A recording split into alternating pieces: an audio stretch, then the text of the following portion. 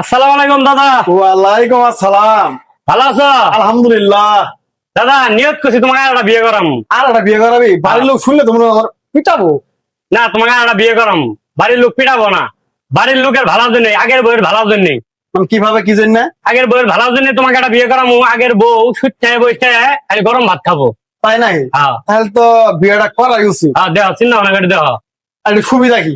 সুবিধা তোমার এটাই, নতুন বউতে তুমি আন্দা বাড়ি মুসামাছি সুরা খামডি সবকিছু করাই না রাবা।